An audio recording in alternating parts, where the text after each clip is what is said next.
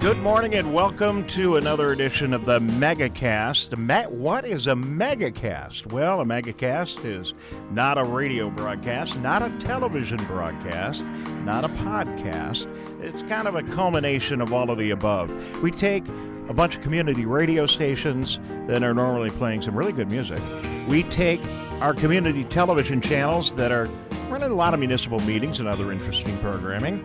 And then we hook up with our good friends like the fine school district, the fine Walled Lake Consolidated School District, who is our Facebook partner today. We reach out to their Facebook network and other networks. Our social media guys take all of this, they bundle it together and package it up on YouTube and the other social media outlets of the day, and there you have it. It is the Megacast.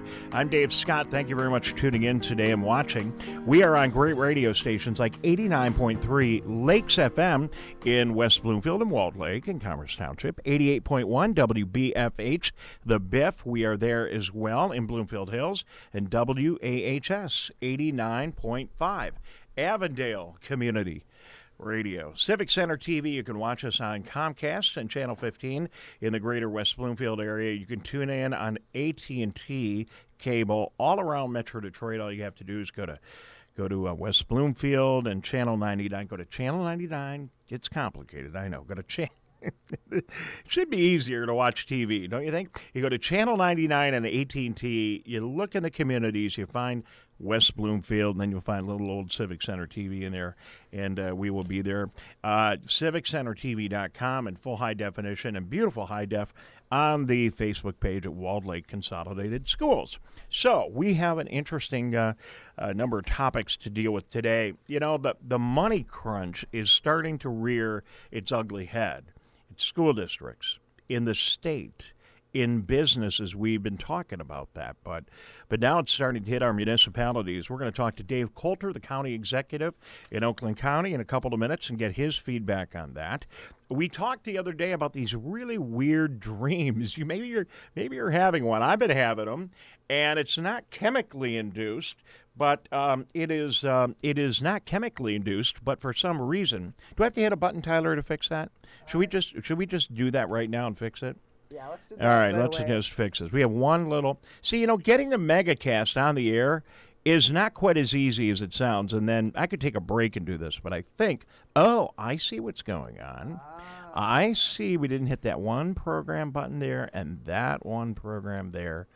Okay, there we go. So now we should be... It just goes to show you how much goes into doing this broadcast. It's not easy tying together all these radio and TV stations. We make it look easy sometimes, but I assure you, audience, it is absolutely not. Our Lakes FM audience is now with us. Sorry about that. So where was it? Oh, dreams. We were talking about dreams. So there are a lot of folks having these really weird dreams, and we found out it's because they're at home. There's not that much going on in their world, so the brain doesn't have much stimuli during the day. So it's got to make up this stuff when we dream at night. And I don't know what's going on inside this crazy noggin, but I've been having the craziest dreams. So we're going to talk to Dr. Melanie Schwartz about that. She is with Viewpoint Psychology and Wellness, and to get her thoughts on it. So that and a whole lot more. We could talk all day about what we're going to talk about, but wouldn't it be a lot easier just to do it? Let's say good morning to Ken Gutman. He is the superintendent of schools in Walled Lake. I still got a few buttons here to hit, Ken, but why don't you say hello while I get your picture perfect? Good morning. Welcome to the Megacast. Oh, good morning. Thank you so much for having me on the Megacast. That's good to have you. So you went with a plain Zoom background. That's a good look for you today. I like that. Thank you.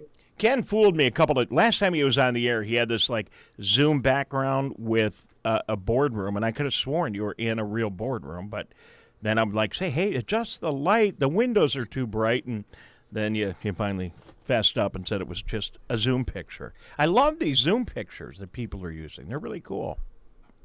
Yeah, it's been giving people a creative outlet in the midst of all kinds of other issues. So, Ken, here's what's going on today in the education front. I have a story here, if you don't mind me sharing, from Bridge, which is Michigan's nonpartisan, nonprofit news source. By the way, good place to get a lot of news and information, and I've been using it a lot over the last couple of weeks, and if you've not gone to it, I'd check it out, Bridge. bridgemi.com. 40 Michigan public and private colleges made a joint appeal to high school students and their families Wednesday, trying to calm nerves over how the coronavirus pandemic could impact college admissions. The letter, which includes names, phone numbers, and personal emails of admissions representatives from 25 private colleges and universities in the state's 15 public universities, is also a not-so-subtle acknowledgement of jitters among campus officials, among students everywhere. Ken Gutman in Walled Lake, you know about this letter, and people had the jitters right now. We're getting ready to send their students, their kids, or students themselves going off to college. I do. I saw that a couple hours ago, and I think it's realistic. I think universities are nervous, and it's realistic to be nervous right now. There are a couple of fronts on which to be nervous, or on which to be nervous. You have the financial implications and people's lives being in turmoil right now, and then you of course have the very real possibility of another wave of coronavirus and sending students into an environment like a college campus where students are not 6 feet apart very often. It gives people a reason to be worried. I don't think I was ever 6 feet apart when I was in college. We'd worked on just the opposite strategy, if I could be so bold. So, no, it is. It's, and then we heard that report. You probably heard it. I heard it on the news yesterday. I think they tried to spin it back around, but reports that the coronavirus may actually rear its ugly head again in the fall, and for goodness sakes, maybe even be worse, for goodness sakes.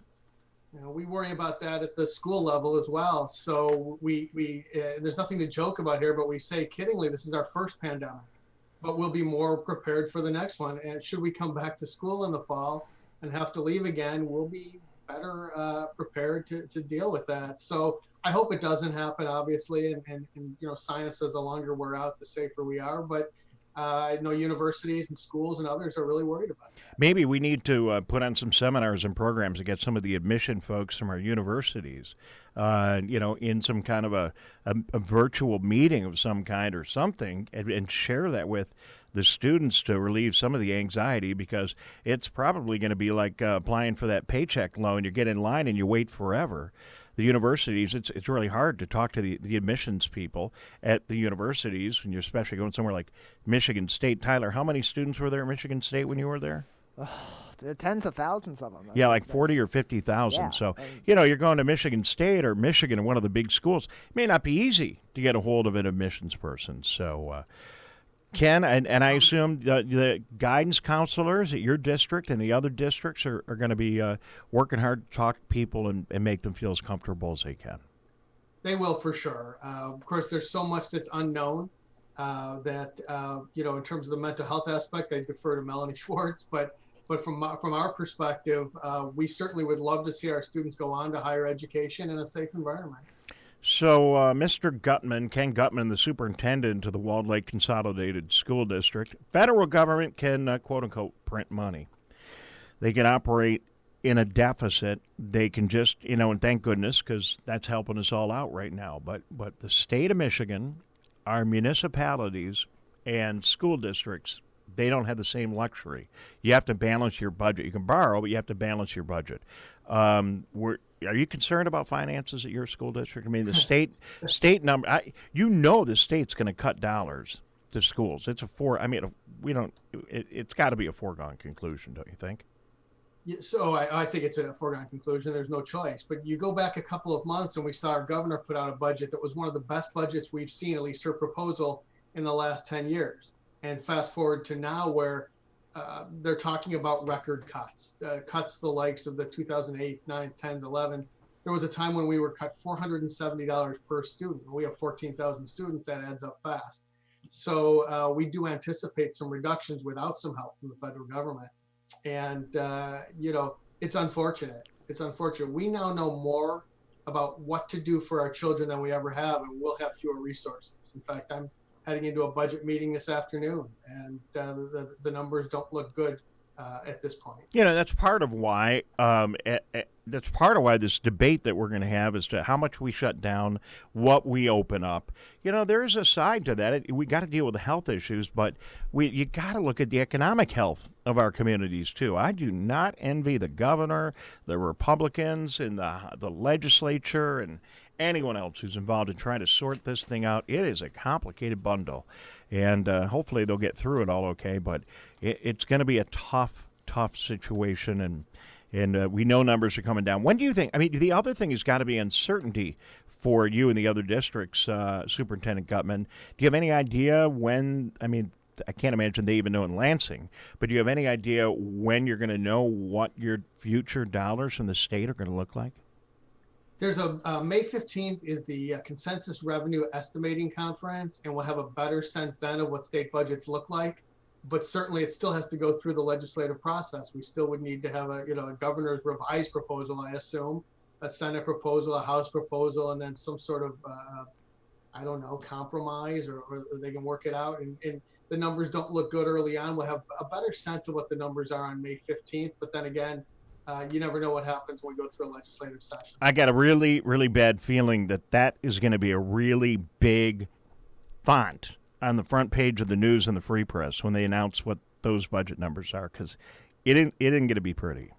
No, it's really not. It is not. All right. Well, good luck. We will get through all this. Somehow we'll get through it together. We were talking to your friend and ours, the superintendent of the Bloomfield Hills Schools the other day, Pat Watson, and he said they're trying to figure out what to do to make graduation special for students this year. Are you having those conversations as well? We are. Our ideal, we're talking to Eastern Michigan University, where we hold all three of our high school graduations on the same day. It was scheduled to be May 31st this year. We're hoping to get a date in July. Now, that's, of course, predicated on the fact that we'll be allowed to have a graduation ceremony in July. Should that not happen, we're pursuing all kinds of ideas, the drive-through idea, virtual idea. The reality is nothing can match the pomp and circumstance of an in-person ceremony, the feeling you get, the music, some of the speeches. And so we're hoping to be able to do that in July. If it doesn't happen, we're open to ideas, and I would encourage all parents to send me their thoughts, and all students to send me their thoughts. We want to make this as special as we can in light of our circumstances. Yeah, I don't know how you do it. I mean, if it's a drive, I'm just sorry I'm laughing. I apologize. Okay. Drive-through graduation. So you got to have like that convertible Mustang, so you can take your hat and throw it up, right? I mean, oh my goodness. Well, I'll tell you what, something will be figured out. Someone's going to come up with some really good ideas. Do you mind if I work on a few for you? Who knows? You know what? We'll take your ideas to heart, and we'll see if we can make one happen. All right. Let's see, Tyler. We gotta get to work. Start working. Open up a file. Call it the mega commencement. All right, and we'll see what we'll see what we can come up with. Ken Gutman, anything else you want to add today? Any other thoughts?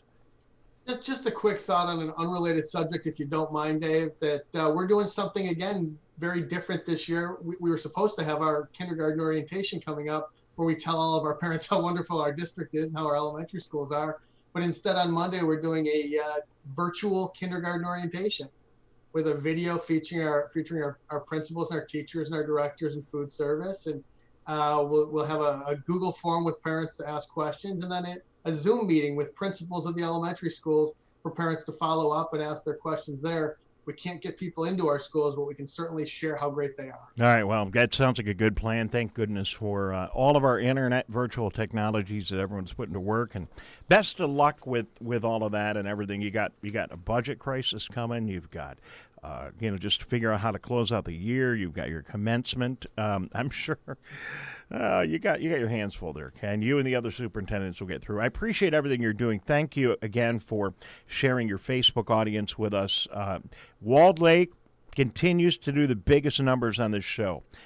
Your community, your virtual community is behind you. We really appreciate it. Thank you so much. I'm honored to be here with you. And, of course, as always, the Walled Lake Schools community shows up.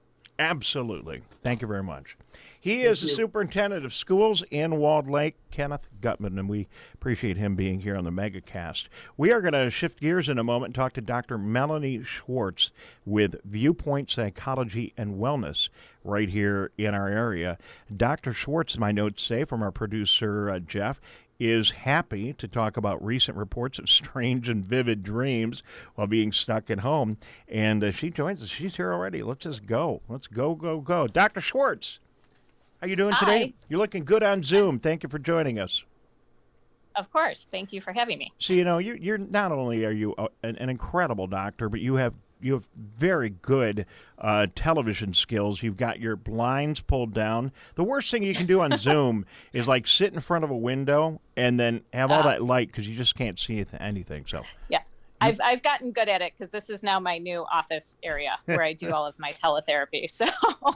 Yeah, you got it all figured out. So I was so relieved the other day. I've been having these really weird dreams. We're not going to analyze them in front of everybody here in the Megacast, but I've been having these really weird dreams, and then I was reassured to read online somewhere the last couple of days that I am not alone. That very vivid, unusual dreams are a part of the whole thing. You want to talk about it? Sure, I as well. I'm having the same vivid dreams almost every night. That is not typical for me. There's a lot of pieces to it. I mean, generally, we dream every night. We just don't remember the dreams. Number one, because we're sleeping better normally. We're not sleeping good right now because either the low activity that we're having, so we're not as active as we normally are. So we're not as tired as we normally are. So we're not sleeping as well. In addition to that, the anxiety that we're experiencing. So the combination of those two is causing us to wake up more frequently, which is why we're remembering our dreams. We're waking up in the middle of our sleep cycle, which is where the dreams happen in our REM state. Okay. So that's why we're remembering our dreams. The vividness of the dreams and just the strangeness of the dreams is coming from our anxiety and our stress and our trauma and what we're watching on TV and what we're reading on social media. It's traumatic to watch. So that's when at night, when we're sleeping, that's when our brain processes all of the information that we've taken in during the day, because that's the time our defense mechanisms are down. That's the only time our subconscious can kind of take over and try and figure things out, figure out our emotions, figure out, what information we took in. And so that's how our brain processes the emotions, by these dreams. It's coming out in a variety of ways. Anxiety is making the dreams more vivid. We also might not have enough stimulation, I think you said at the beginning, during the day. That's what I'm reading. Dr. Melanie Schwartz is with us from Viewpoint Psychology and Wellness, and she's been our go-to psychologist during this entire broadcast. By the way, every time you're on, I get all kinds of notes from people that really appreciate your comments, and thank you for sharing them with us and being with us. Thank you. But that's what I saw in some of the media accounts, that it's the lack of stimuli during the day that is leaving this void for our brain, and it goes searching, and it just finds all kinds of other weird things going on in our world. Yes. Does that make sense? It does. I mean, me personally, my dreams have come out, whatever I have thought about during that day or something that my eye caught during that day, it comes out in a dream for me, which is, like I said, not very typical. But we're not having the normal stimulation, and our brain just needs to make sense of it. And so it's just coming up with these strange situations, or maybe they're not so strange. Maybe it is making sense. But it's still, no matter what it's doing, it's still trying to figure out what's happening, because our brains aren't used to this. So Dr. Melanie Schwartz is joining us here in the Megacast from Viewpoint Psychology and Wellness. Dr. Schwartz, we have the metrics of how the coronavirus is impacting us and our physical bodies during this entire run. We've seen, the spike up. Now we're seeing the curve flatten a little bit. We know, who's been infected. We have testing. We need more, but we have testing. We have all of this information about us physically. What information do we have, even if it's anecdotal? What can you share with us about what people are experiencing from a psychological standpoint? I think there's still too much unknown. I feel like the more information we have, but don't have definitive answers, the more anxiety that's creating for us. Does that make sense? in what I'm saying? Yeah, it totally makes sense because when Okay. we all get anxious. We all know that. If we are in a void of information, it's like here in the studios. I don't like to bring someone into my office and close the door and have a meeting because everyone else in the building goes, well, what are they talking about in there, right? So that's that anxiety that is created when you don't have information. And I assume it's the same for this. Yes. But I think there's still, we like structure, we like routine. None of that is happening. It's creating some feelings of hopelessness. It's feelings of anger, feelings of anxiety, depression, you name it. If you're feeling it, it's happening. It's across the board. Just kind of almost the same, I would kind of relate it to coronavirus. Every time we turn around, there's a new symptom of coronavirus that we're seeing. It's the same thing in terms of our emotions and our mental health. If it's happening, it's happening. That's what we're seeing. And it just is what it is because we don't know, like I said, we don't know how to process this information. And the more information we have, sometimes it's a little bit too much information for us. And it's almost a overload of information. And then again, our brain has to. I get it. Dr. Schwartz, do you have, this is the toughest question I've ever asked you. You ready? Well, at least I'm setting it up. Do you have a prescription for us? Do you have some kind of advice that you can give us that'll help us cope, that'll help us get through this? I know everyone's different, but what kind of thoughts, what kind of tools can we use? What can you give us that might help us? What I've been telling people lately, and my clinicians as well, we have to we have to be okay with whatever we're experiencing. It's not helpful to avoid it right now because we're going to have to deal with it at some point. So deal with it when you're experiencing it. If you're anxious, okay, you're anxious. What are you going to do to cope with your anxiety right now? Probably use some coping strategies to distract yourself, to kind of breathe through the anxiety. Go outside, get some fresh air. If you're feeling depressed, be kind to yourself. Do some self-care, whatever that looks like for you. It's going to look different for everybody. Make sure that you are balancing all the negative that you're hearing with some positive. Don't watch TV all day. Don't look on social media all day. Don't look on the internet.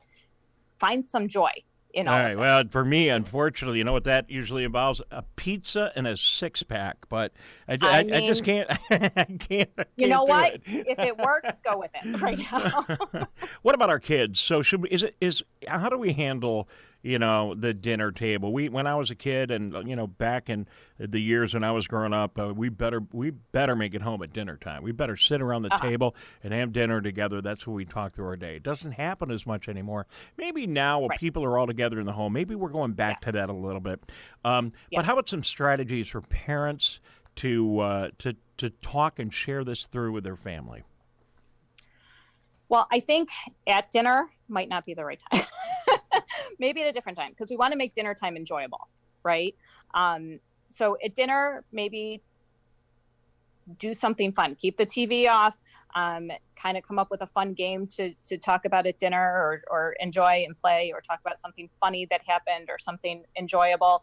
I think if you want to talk to the kids or they have questions, sit down with them, give them basic information. They don't need the extensive information that we're getting because we're having a hard time dealing with it. And then let them ask questions and, tell them that it's okay to be scared. It's okay to be afraid or be sad or be angry right now, and give them the same strategies that you would use, maybe in a smaller version of that for kids, or ask for help. Okay. We're here to help if you need help with parenting strategies right now. And there's a variety of other resources as well, but we're here to help and help the families through all of this right now, because it's difficult to navigate and know what to do with your kids right now. Dr. Schwartz, we got to zip along before we run along. Thank you very much for being with us today. If people have not generally consulted with a psychologist, they don't have experience with it, and they're thinking, this might be the right time to talk to somebody. Maybe it's more important now than ever. Yes. Would you suggest that people do that? And feel free to give out your information if people are enjoying your interactions with us and would like to have a session with you. Sure. Absolutely. Now is the time to reach out. My phrase is always be proactive, not reactive.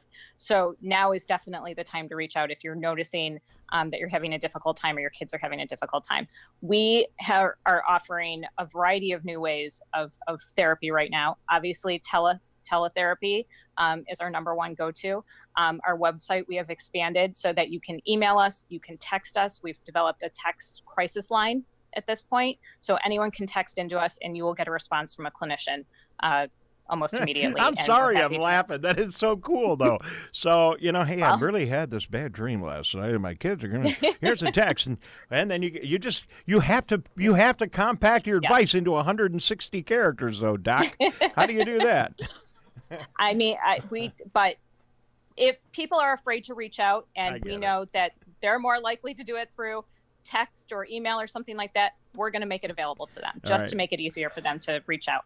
Dr. Schwartz, your telephone number or website, if you will. Sure. Phone number is 248-669-9500, and our website is www.viewpointpw.com. And where are you located?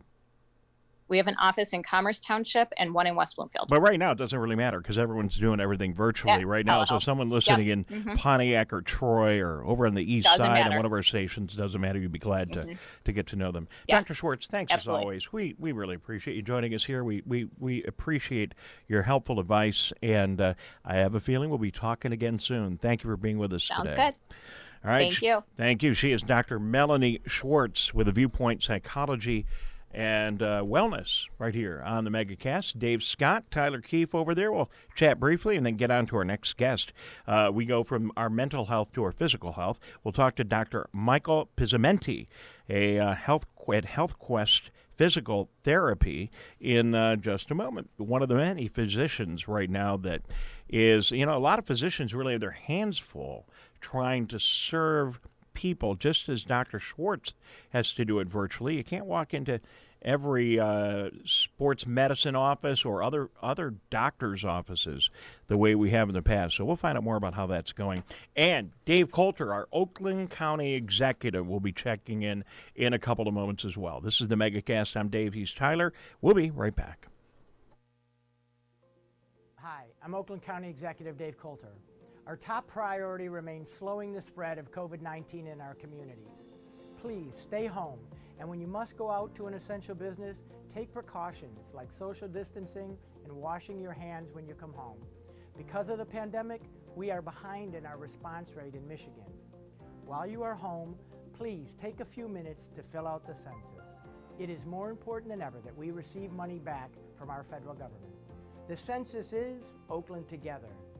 The Centers for Disease Control and Oakland County Health Division encourages households to prepare for the possibility of a coronavirus outbreak in their community. Keep extra items in your house for an extended stay at home. Remember any special food items for babies, the elderly, and pets. Keep non-prescription drugs and other health supplies on hand, such as personal medications, at least 1 month's supply, first aid kits, alcohol-based hand sanitizer, at least 60% alcohol, non-mercury thermometer, and get copies and maintain electronic versions of health records. Talk with family members about how they would be cared for if they got sick and what would be needed to care for them in your home. Learn about the plan at your child's school and your workplace. Discuss sick leave policies and/or telework options for workers who become ill. For more information, go to oakgov.com/health or call our Nurse on Call hotline at 1-800-848-5533. And welcome back to the Megacast. Dave Scott, Tyler Keefe. Tyler, it's, here's my, for those watching, here's my container of Clorox wipes, disinfectant wipes. And, every 15, 20 minutes on the show, because there's a bunch of us here in the studio, I like to get these things out and clean things off. But I don't know, am I the only one that just hates trying to pull these things out? You get that little, tab in there so you can get to the top one. And It's not easy. It's okay. not. It's Sometimes it's a real pain. It's easy for a few tries, and after a certain number, it just those wipes just bury themselves they're way right down in there. the container. These are really good ones. Yeah. These have a lot of moisture on them. There must be They're very moist. the new ones. So thank you for doing your part to keep your side of the studio clean. I'm doing the same thing over here, and I know you're doing the same thing at your home. Just remember, don't flush them down the toilet when you're done. Throw them out elsewhere. We don't want to clog up our sewer systems, right? Thanks for joining the MegaCast. We have those little tips and information and a whole lot more with you every day on great radio stations like 89.3 Lakes FM in West Bloomfield, Commerce Township, Waterford up in that area, 88.1 WBFH in Bloomfield, Birmingham, and up toward Pontiac at WAHS 89.5. Avondale Community Radio at Square Lake Road and I-75, and a very powerful transmitter that covers most of the Macomb County and a ton of Oakland County. We appreciate all of our radio stations. And Logan, you're doing a great job at WAHS, and Ron at the Biff, thank you so much. Thanks for watching on Civic Center TV, Channel 15 and Channel 99 if you happen to have AT&T. And you can always watch at civiccentertv.com. And, of course, today we want to thank the Walled Lake Consolidated School District for providing up their Facebook page. Top headlines today. Governor says through some little tidbits of information in a variety of outlets that we are going to extend the stay-at-home order or some variant of it through the end of the month. Maybe now I heard a report today maybe to the middle of the month. The Republicans in the legislature and the Democrats as well also want to be able to weigh in on the matter. Tyler, we've been reporting, and I thought that the governor needed absolute approval before proceeding with her plan from the legislature. We're getting conflicting reports now on that, and it may be there apparently are two emergency orders she can operate under. And I don't want to get deep in the weeds here, although I guess I already have. But it looks like she can pretty much do what she wants. We're going to talk to members of the legislature, both Democrats and Republicans, over the next couple of days, and try and sort all that out and figure what's going on. And meanwhile, we're starting to see the economic impact of the coronavirus, not only on businesses, we've been talking about that, but the economic impact of the coronavirus on our municipalities, our local township and city offices, our school districts, and our county. And it'll be very interesting in a couple of minutes to talk to David Coulter from Oakland County, our Oakland County Executive, and see what kind of preparations are being made there for what is going to be some tough budget days ahead. Tyler, I would say Oakland County is probably better positioned than most to deal with it. But even so, we're going to be running on a lot fewer dollars. We are, and it's going to be a different situation when we do come out of this than what we were in before because of the cost that's gone into this entire situation. So programs that you've been used to seeing before may be reduced or eliminated. It's a tough time. And then we're seeing hospitals and the entire medical community also with financial challenges. We had the report from Beaumont a couple of days ago, $250 million in losses in first quarter. Now Henry Ford comes out and says they're in the $40-50 million range with layoffs happening. And then we find out that these hospitals, they make a lot of money on other forms of medicine, other surgeries, and that's where a lot of their money is. And then that extends to your neighborhood physician who might be in a wide variety of specialties. To help us understand what's going on there, we are delighted now to be joined by Dr. Michael Pizzimenti. He's at HealthQuest. He is at HealthQuest Physical Therapy in West Bloomfield. It really isn't a mouthful, Dr. Pizzimenti, but I just got tongue twisted there. Hey, thanks for joining us via Zoom. You look great, Doc. How you doing today? Thank you. Not doing too bad, just trying to manage with the times. So, I set it up there. There's a whole financial picture. We're going to continue to talk about the medical issues, but there's a whole financial picture for the hospitals who are not doing the elective surgeries that really help fund their entire operation, and to physicians like you operating out of their offices all around Metro Detroit. So you're in the physical therapy area. How's it going? Can you talk about that? Yeah, we're dealing, especially with physical therapy, dealing with, close to around 75% to 80% reduced capacity. I own and operate our location in West Bloomfield, and you know, like most of our locations, we've, you know, our staff right now is kind of on standby. The directors and owners have kind of shouldered the burden, taking care of the remaining, you know, patients that are still coming into the clinic. We are working limited hours and limited days, treating high priority patients, post-op patients, or patients that truly need the physical therapy, the hands-on part of it.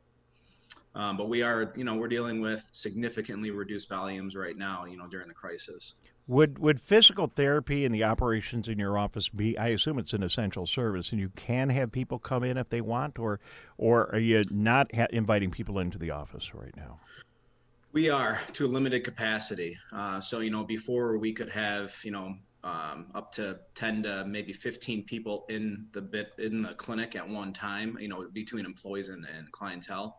You know, right now we're dealing with maybe 3 to 4 max at a time. We're treating only in separate private rooms, keeping people separated in the clinic. We're sanitizing every piece of equipment touched right after its use. Just heavy hand sanitizer. I heard you talk about the Clorox wipes. It's the same thing with them trying to get those out of the bottles. Can be, especially the first sheet. You can try to dig for first sheet. Can be tough. It is. I'm glad that I'm not the only one having trouble with that. Oh yeah.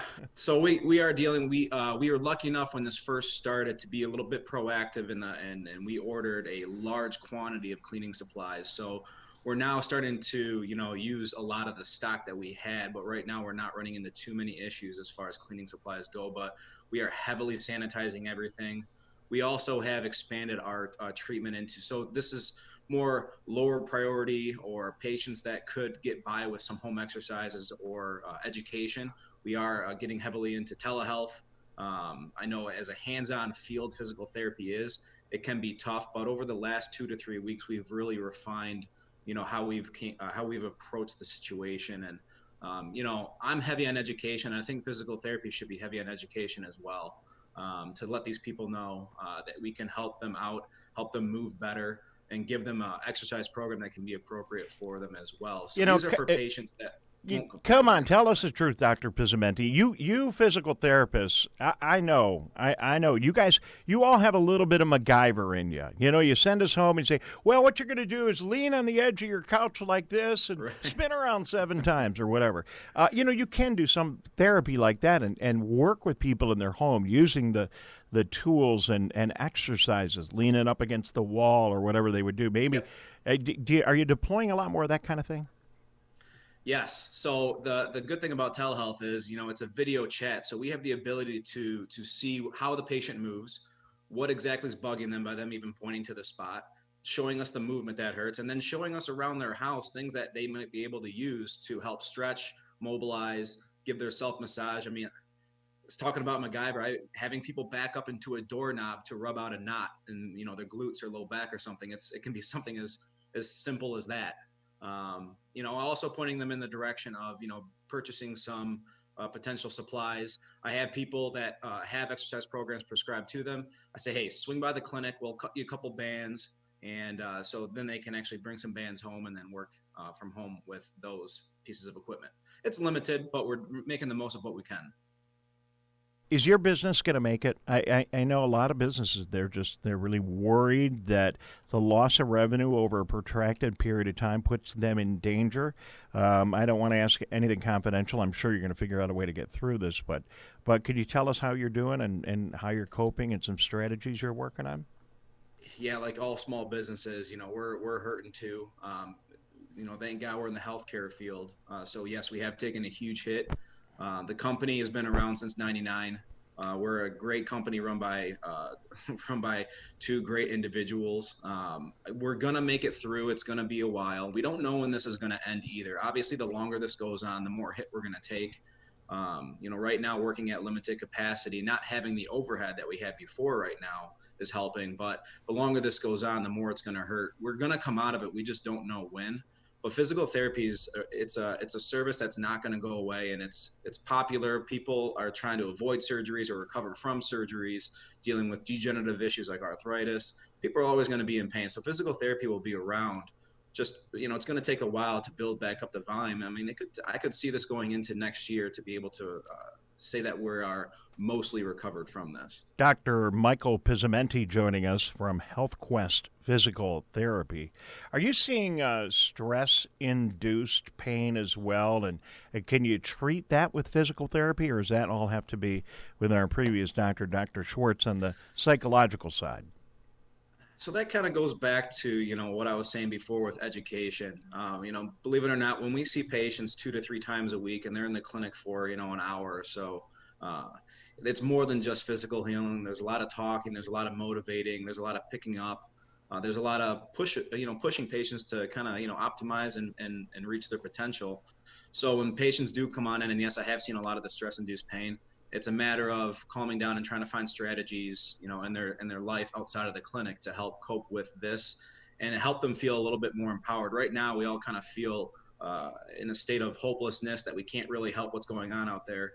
So if I can educate somebody and show somebody some ways to kind of manage their pain and kind of take control of that, it does help patients' psyche a little bit more. So yes, there's a little bit of an educational piece to that, and we have been dealing with patients. Last time I was with a physical therapist, it was prescribed by my other general physician and other specialists. Do you have to have a prescription to go to a physical therapist, or can we just, if we're having some pain issues, just start with you, or would it be always the advice of another doctor? So there's a couple avenues you can take. So we do free consultations or pain assessments. So if somebody, out there's in pain right now and just wanted to ask me a few questions or have a consultation where they see me in person, we can also do a telehealth consultation, completely free of charge. So I can take a look at you, assess the movement, and basically we can decide 2 things. One is, you can, in Michigan, the state of Michigan, I can see somebody up to 10 visits. It'll be outside of insurance. I can see somebody up to 10 visits legally without a doctor's prescription.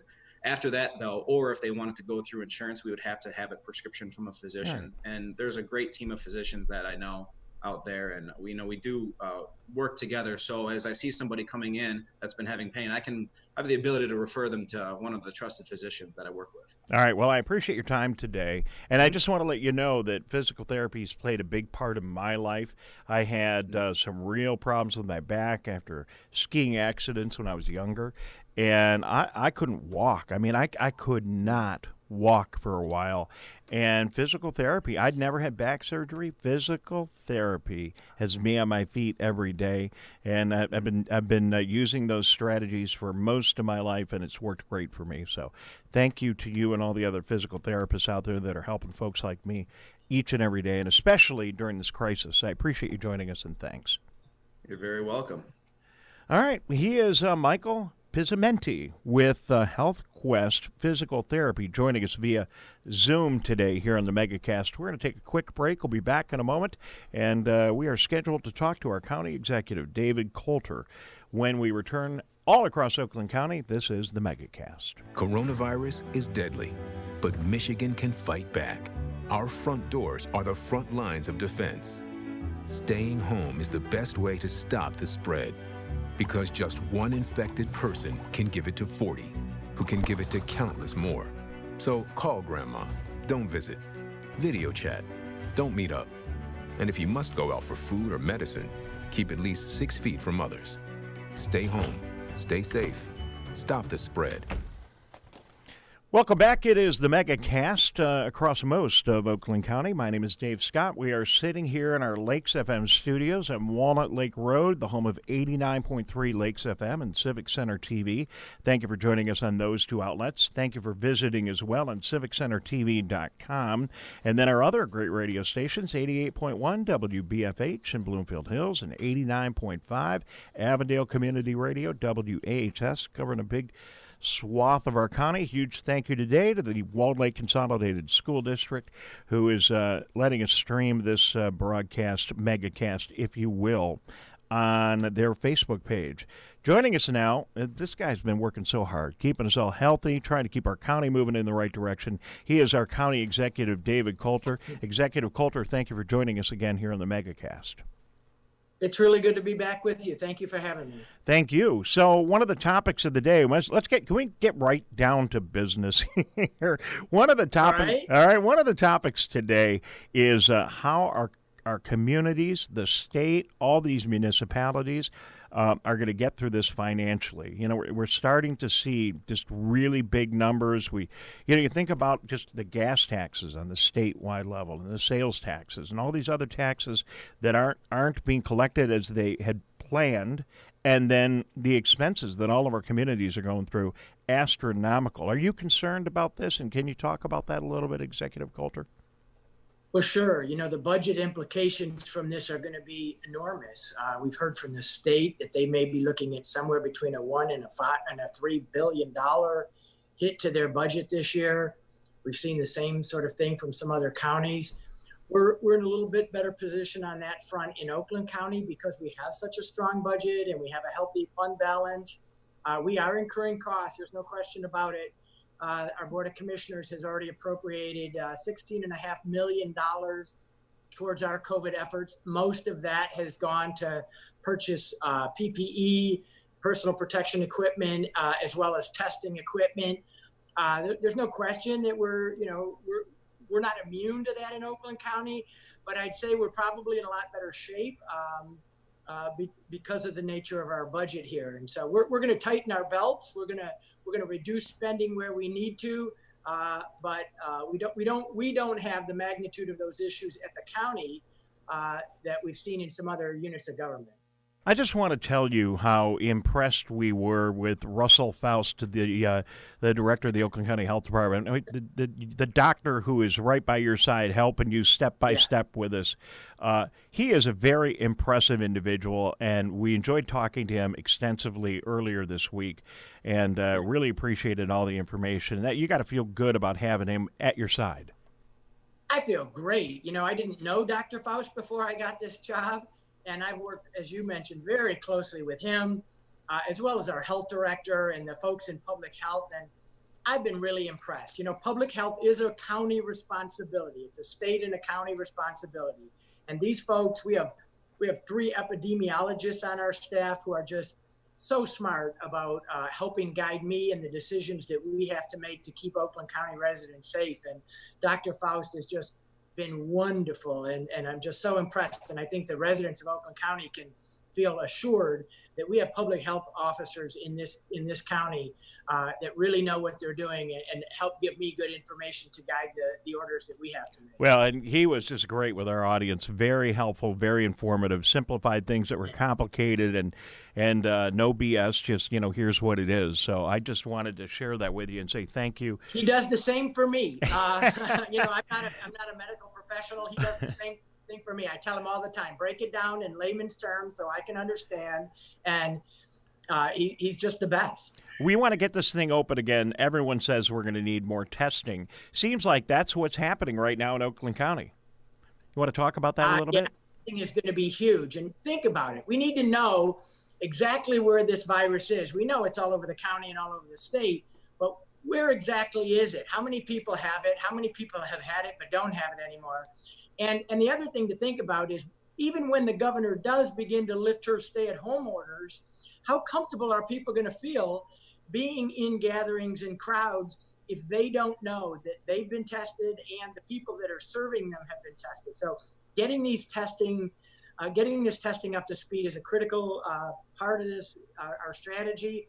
We just recently opened up a drive-through testing location at our campus, our Oakland County campus on Telegraph Road, 1200 Telegraph Road. I highly encourage any of your listeners, if they have symptoms, to make a reservation. You can't just drive up, you have to make a reservation. I'll give you that number if you don't mind. And then now, the good thing is the governor has loosened those restrictions for testing so that if you're an essential worker, and that doesn't mean just a healthcare worker, but if you're in an essential business working now, you don't have to have symptoms to take the test, which is really important. We need to know that the people that are interfacing with the public are negative. And so if you're an essential worker or you're in the county and you have symptoms, I highly encourage you to call our nurse on call number, which is 800-848-5533. And they'll talk you through the procedure. They'll make a reservation for you, an appointment for our drive-through. And I highly encourage more and more people to do this vital task. Well, I appreciate clearing that up, Executive Coulter, because I misunderstood. I thought that that was only for first responders, and to hear that anyone who is an essential worker, you're working in a grocery store, you're working with the public anywhere, you can go get that test even if you are asymptomatic right now, and that is great news. I mean, that is really good news. So thank you for sharing that. And that's new. You know, when we opened the drive-through about a week and a half ago, the governor's orders didn't allow that, but she has relaxed those to make sure that we're testing. And it's not that we didn't want to test them before, we just didn't have enough testing capacity. So as the testing capacity grows, we're able to add more people to that. And so you're absolutely right. If you're a grocery store worker, you work in a pharmacy or any essential business right now, you don't have to have symptoms to make an appointment for our test. Maybe I got to talk to Russell Fauster again on the website to get this information, but now that you're testing more people and likely, at least in some communities, asymptomatic people, do you have any data from that yet, or is it a little bit too early? It's still a little bit too early. We know that as we test more people, we'll get more positives. So I don't want to cause alarm if our number of positives go up a little bit as a result of this. We know we'll test it, but that's the good news, because then when we can get these people into isolation or care if they need it, and that'll be a good thing. So it doesn't mean if we see some additional positives that we haven't flattened the curve. We really are flattening the curve. We've seen improvements in the numbers here in Oakland County, and we know, by the way, that's directly related to the fact that people are staying home. So if they don't think they're making a difference by staying home and staying isolated, they absolutely are. We're flattening the curve here in Oakland County, and that's how we're doing it. Well, that just makes sense. You test more people, and you're going to get more positives. It only makes sense. Yeah. So, we're all watching Lansing right now. We see the news accounts. We know that certain industry sectors have requested the governor open things up for them. We know the legislature is weighing in, and we're going to talk to some of our lawmakers over the next couple of days on the Democratic and the Republican side. And we know that the governor is working really hard to come up with a plan, because April 30th, this isn't over. She is clearly going to extend the stay home, stay safe, at least into the 15th of May, and certainly with conditions beyond that.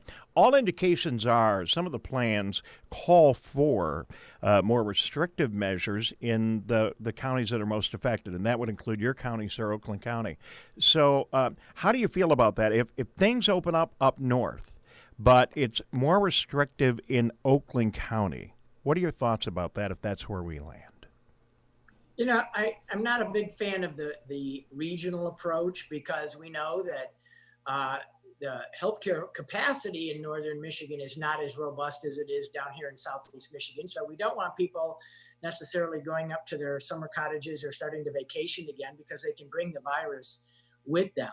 But on your first point, I just want to say, even, it's my expectation that even as we begin to lift some of these restrictions, we don't go back to life as usual, right? And so some of the things that we've done in Oakland County already with our essential businesses, we make our essential businesses, just so you know, we make them ask for symptoms of their employees every morning. We make them practice social distancing in their workspaces. And as of next Monday, their employees that face the public have to wear masks, cloth masks, as it were. So we know that even as we allow more businesses to go from non-essential to essential, that some of those health protocols are still going to be in place. We're going to be wearing masks, and we're going to be taking temperatures, and we're going to be testing people for months and months to come in order to make sure that we keep people safe now, and just as important, that we don't have a second spike in the epidemic later this year. Well, County Executive Coulter, I've seen your specific additional requests of people in Oakland County. It makes a lot of sense. Really good guidance, and I'm a business owner too, as we get ready to open up our businesses, that we know what to do, and those things make a ton of sense, and I applaud you for your efforts there. But I just want to get clarity, and I don't want to box you into a corner. It's not this kind of a show. But you would not support a program, a statewide program from the governor that treated Oakland County different than other counties around the state? Well, let me clarify. Thank you. It may be that we're in the epicenter here in southeast Michigan, right? Wayne, Oakland, and Macomb County, including the city of Detroit, we are the epicenter. And there may be additional restrictions that are required here. But I guess I was just speaking to, I know there's been some push from some of our northern neighbors to sort of lift those stay-at-home requirements before they do it here. And you don't want that kind of movement around this state. In fact, what we're seeing is the numbers are flattening here in Southeast Michigan, and that's a great thing. But there's places in the state that are beginning to see their own spike. Maybe they're a couple of weeks behind us. And if there's one thing that we've learned here in Oakland County and in Southeast Michigan is that this virus can hit fast and it spreads quickly.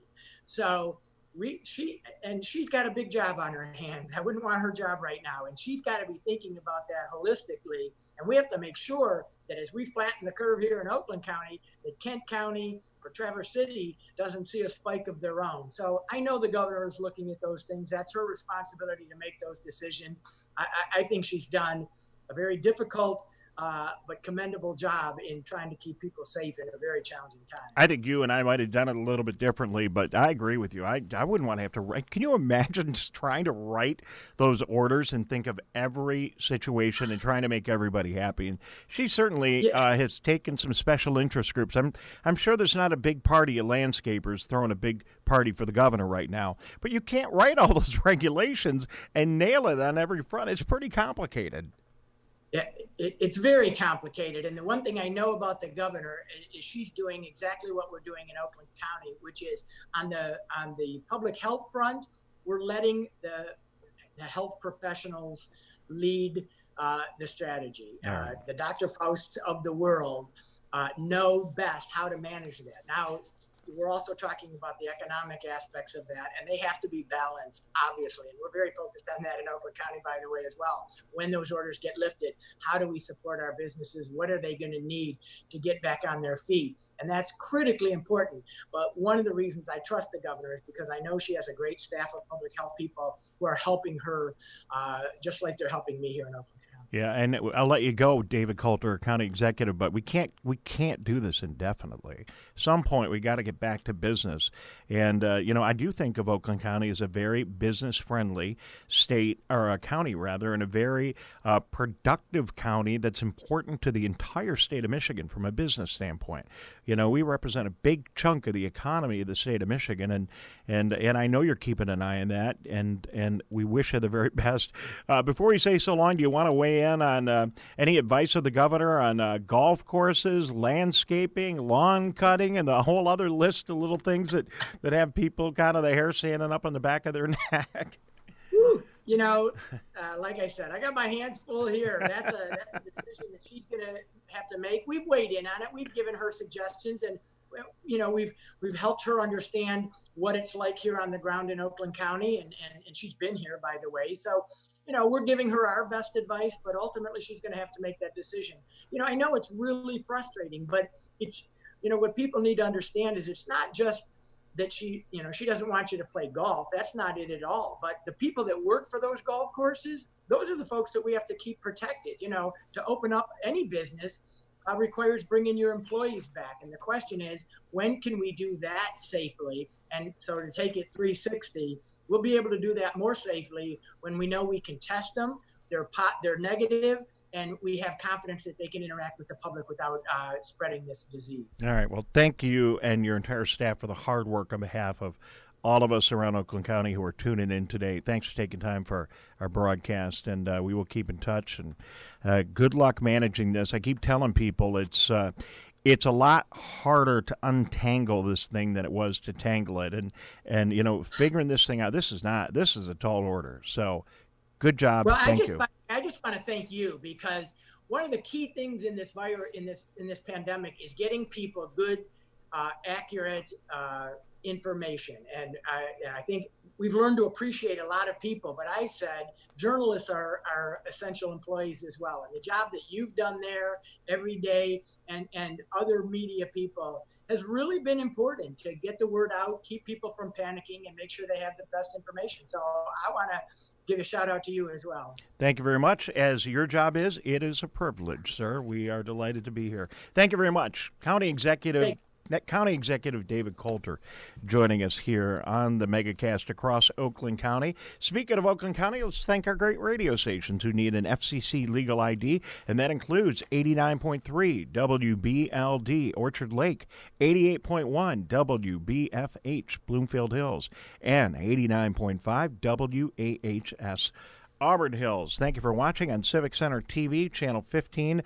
on Comcast, and Channel 99 on AT&T. You can tune in wherever you happen to be if you're on AT&T and watch that West Bloomfield channel. Just go to Channel 99, pick West Bloomfield. You will see us. And a huge thanks today to the Walled Lake Consolidated School District for including our broadcast on their Facebook Live channel. We'll take a quick break. When we return, who do we have next? State Representative Brenda Carter from Michigan's 29th District joins us, and Shane Lewis, a Director of Admissions at Oakland University, teed up on a day when we're talking about university admissions. Perfect timing. We will be back in a moment. This is the Megacast. Hello, I'm Dr. Betty Chu, Chief Quality Officer at Henry Ford Health System, and I'm with Wright Lassiter, Henry Ford Health System's CEO, to talk about coronavirus. In uncertain times, it's natural to have questions. So I'm going to ask Dr. Chu to answer some of the common ones. First, why can't I visit my grandma to see if she's okay? Because the elderly are at a higher risk for complications with this disease, and you could inadvertently infect her. If I'm healthy, why can't I go out with my friends? The larger the crowd you're exposed to, the higher the chance you could get infected and infect others. If I have symptoms, why do I have to seek care? While the disease isn't dangerous for most people, for others it can be. We need to understand how serious your case is, because the right choices save lives. For more information, visit henryford.com or call 313-874-1055. All right, well, welcome back to the Megacast. Thank you for joining us on great radio stations all around Oakland County and on Civic Center TV, civiccentertv.com, and today in Walled Lake, or really anywhere. I mean, you can watch Facebook, Walled Lake's Facebook channel, wherever you happen to be across the globe. But thanks to the folks in Walled Lake for making their Facebook channel available. And thank you very much to State Representative Brenda Carter of Michigan's 29th District, who's got her Zoom all set up at her house. And Representative Carter, thank you very much for joining us today in the Megacast. Hey, thank you for having me. Well, it's good to have you. So, you might have just heard us talking to County Executive Coulter, and, I'll throw this out to you. We have our hands full right now trying to untangle this. How big of a part does the Michigan legislature, do you think, should and does the Michigan legislature want to play in helping the governor formulate the next steps of what we're going to be doing here in Michigan? I think the legislature, both branches, have a significant part in helping the governor formulate this, because we are represented by Republicans and Democrats from all over the state. So each one of us have our constituency that we listen to, and we bring back their concerns about how they're experiencing the pandemic and what they would like to see. So I know the governor listens to all of us, and she takes into account how this pandemic is adversely affecting our community. But I also know it's her number one concern, and I believe of the legislature, that we are safe in whatever we deliberate on. Do you think that the legislature and the governor are going to have divergent interests in this, or are there conversations going on so that everybody can come out with one unified message? Because we have seen plans in particular from the Republicans that look a little bit different than what the governor is talking about. And you know what? I'm not going to get partisan here. I think it's okay for people to have different ideas. But at the end of the day, do you think we're going to come together, or do you think there could be a battle? And let me just let the listeners know what you and I already know. The governor can pass these executive orders and continue them on her own. There's a little bit of controversy about that, but according to the reports I've seen the last couple of days, she can. But A, should she, and B, do you expect that will be of one voice? Okay, I know the governor's primary concern, is the safety of Michiganders, period. You know, she is also very aware of the economic impact of this pandemic, but she's looking at whether or not there would be additional hot spots in the state of Michigan. Right now, as County Executive Dave Coulter said, the epicenter is in southeastern Michigan. But every day we have more cases over in Kent County. We have cases in Ingham County. We have cases in Genesee County. So she's watching all of this with her experts and then also listening to all of us. It's not as she's keeping it as nonpartisan as possible as she assessed the true state of the pandemic on Michigan. Now, we all know that Michigan did drop to number 5 or 6 in cases nationwide, but we're still number 3 on the list as far as mortality, deaths. So she's watching all of this, and most importantly, the situation of whether or not we have adequate testing throughout the state to maintain that if she does open the state in areas, regionally or specific, that she has a system in place in case she sees a spike. That's the concern nationwide with what I'm hearing from a lot of sources, that they want to make sure that if the country is opened up, we open up safely. And I know that is the concern of the governor. So to answer your question about where I feel she's at right now, she's going to put safety of Michiganders first. As far as the legislature is concerned, and my colleagues that I work with in the House of Representatives, and I do believe in the Senate as well, they do want to see some of the economic pressure taken off of our small businesses and off of our communities. But from what I'm hearing, and this is ongoing, I have to tell you, it's a dynamic conversation, so I cannot get into it in detail, because as we were speaking, I received a text that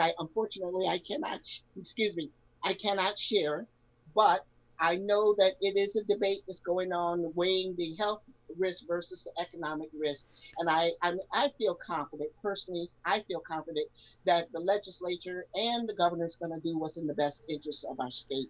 State Representative Brenda Carter with us. You know, it is Zoom, Representative Carter. You could just take your cell phone and plant it right there next to that purple stuffed animal. We might be able to accidentally read what's on there, and then you would you wouldn't get in trouble. You know, and it is there. I just want you to know, but no, you can't accidentally No, that's read cool. it. I get it. You know what though? It's good to see that there is dialogue going on, and you know there's going to be some divergent interests, but it's good to see. Tell us where you weigh in. I mean, I think you said it well. You set the landscape. We have got to get back to work. You know, I mean, money's getting tight. We got to get back to work, but we got to do this in a healthy way. What are you hearing from people right here in the 29th District? These are the people that are listening to us right now, and can you bundle that up? And what would you tell the governor if you were sending her a text message in a couple of minutes? Yes. From what I'm hearing from my district, we have businesses that are suffering, and it's all 5 communities. And if you allow me to name them, Auburn Hills, Keego Harbor, Sylvan Lake, Orchard Lake Village, and of course Pontiac. But another aspect of this pandemic that is a little disturbing to a lot of people in my district is the impact it has on minority communities. And of course, Pontiac is one. My district has been very fortunate. I'd like to give a good shout out to the Oakland County Health Department under the leadership of County Executive Dave Coulter. He created a dashboard that will allow us to go out there and look at our area by zip code. So right now, even though Oakland County has a real large number of cases and deaths, northern Oakland County, where my district is located, has not felt the blunt of that. Yes, there has been death, okay? But it hasn't been these huge numbers. So it goes back over to our businesses. I think, Mike, our communities are more concerned that we do not spread this virus. So all the things that are helping, like social distancing, it's really, really working. And from what I'm hearing from my colleagues in Keego, Pontiac, is that they are, it's painful. It is extremely painful, especially if you're a small business. I have one small business in particular that I will not name, but I'm very close to the owners there, where their entire livelihood is dependent on their business. And some of the red tape that we're going through with the stimulus package and the payroll protection plan is really not supple for them to obtain these necessary funds to stay in business. I'm concerned that a lot of our small businesses, we got a wonderful little bakery out there on Orchard Lake, Ellen's I like to go to. I'm concerned that they may become casualties of the pandemic, but I'm also very proud. I'd like to say I'm proud of how District 29 has stood up in the face of this pandemic and became more of one community. All 5 cities in District 29 are really reaching across those boundaries and helping each other. So I know that we're hopeful that this is over soon. I'm personally hopeful that we can find a way to assist our small businesses and our community, but also most importantly, and this is where I stand, I really would like our community, our district to remain safe. Well, I think we all do, and that was very well said. I like this show, not just because it's mine, but I like this show because we could take time. You can't do what you just did and talk for 3 or 4 minutes on most media outlets right now. You can't do it on a radio talk show. They got too many commercials to play. So I appreciate hearing your full and complete thoughts, and I, like you, share love and enthusiasm for those communities. That's why we got these 3 radio stations in Auburn Hills and in Bloomfield Hills and in West Bloomfield, covering Pontiac, covering the exact landscape that you talk about. And this is where I think, it really comes right down to, what do we do? It all happens at a grassroots level. So I'm kind of wondering, do we right now, the restaurants, they could do some carry out, can we trust the businesses in our neighborhood, the folks that that you pop in and see? Can we trust these folks to implement even the more detailed orders from David Coulter and open the door a little bit? Or do we need some more time? If you're talking to the governor today, if you don't mind me to ask you, do you want to see the door open a little bit, or do you think we need a little more time? Well, and that's a good question. Thank you for asking me that. The scientist in me, and I have that medical background also, is saying we don't know enough about this virus to make an assessment, nor do we have the amount of reagents or PPE that we need in case we have another surge in this. And economically wise, we cannot afford another shutdown. We just really can't. Cabin fever is about to get to me, so we cannot afford another shutdown. So my personal feeling is that if I saw the numbers, and I watch them every day, I get up and look at where we are, not only in the state, but where we're in the nation and where we're in the world. If I see those numbers, as President Trump actually said, I believe in one of his briefings, he defined a period of time where the slope of the line should be sustained for, I think, a 2-week period. And if that occurs, if we see a downward turn for 2 weeks, then maybe we have contained the virus, or maybe we will come up with more testing facilities where we could properly gauge what's going on. And like I said, northern Oakland County, where my district resides, we really have had a small number of cases in relationship to southern Oakland County and of course Wayne County, but those communities are in proximity to each other.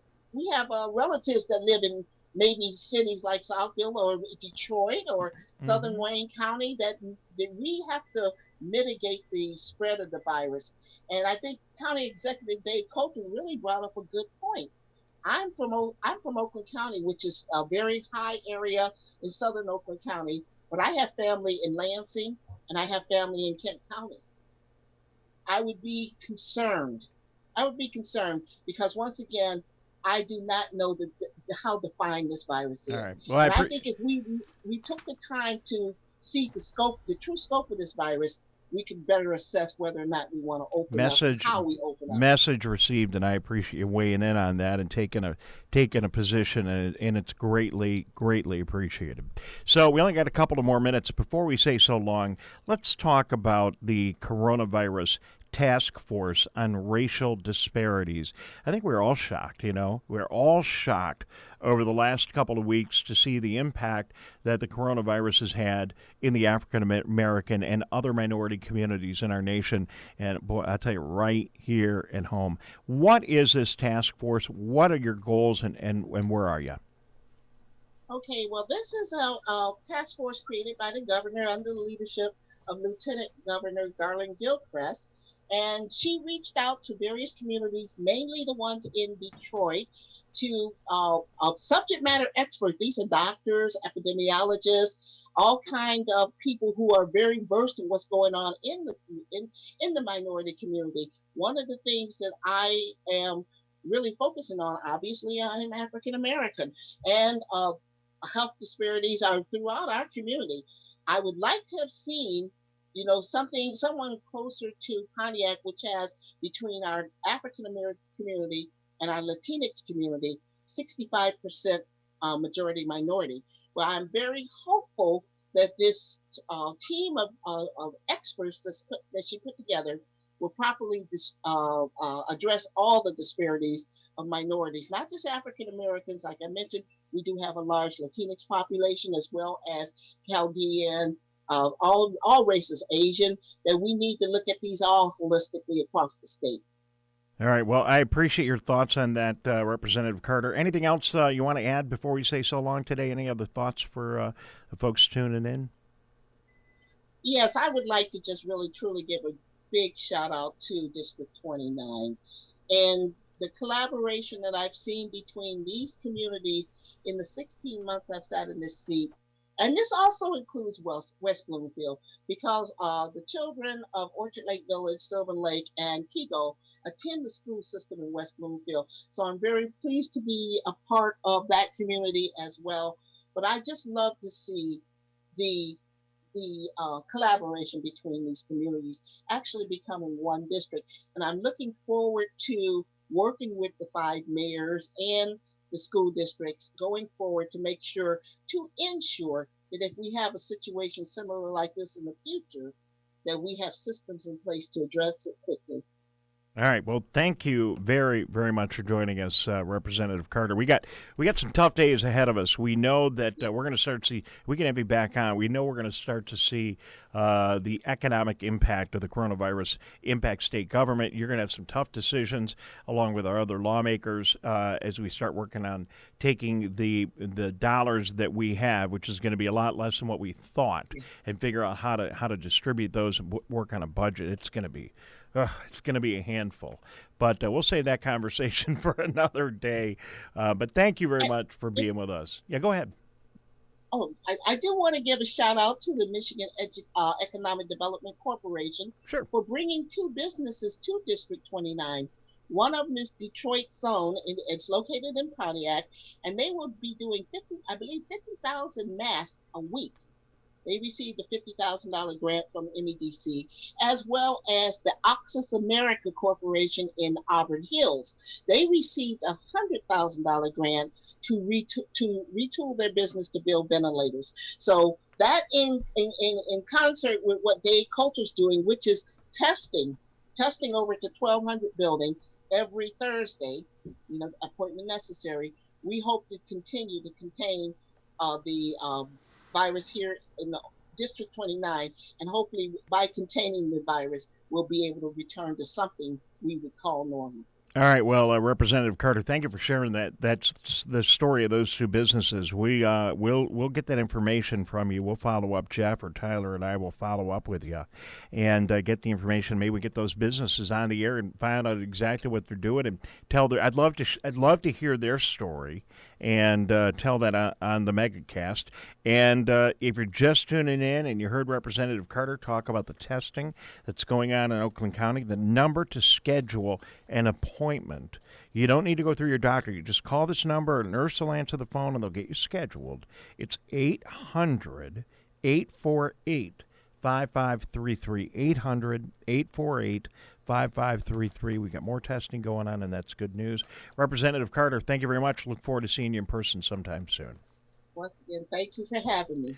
All right, she is your state representative from the 29th right here on the Megacast.